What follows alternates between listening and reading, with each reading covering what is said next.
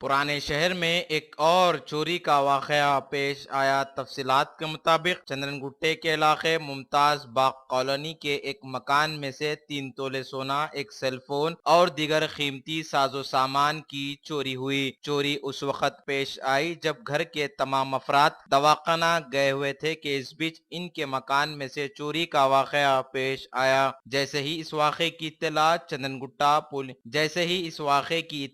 चंद्रनगुट्टा police को मिली, police फौरी मुकाम वाक़या पहुंचकर मुकदमा दर्ज करते हुए मुख्तलिफ जावियों से तहकीकात का आगाज कर दिया। IND टुडे के नुमाइंदे अब्दुल रहीम बावजीर से बातचीत करते हुए मालिक मकान सईदा बेगम ने बताया। मेरा नाम सईदा बेगम है। हम हॉस्पिटल को गए थे, कोठी के नाक कान के बच्चे का ऑपरेशन हुआ। आज डिस्चार्ज हुए, आज आने वाले थे। हमारे को आके ऐसा देखे, हम तो उफला टूटे हुए थे, पूरा घर खुला पड़ा हुआ है।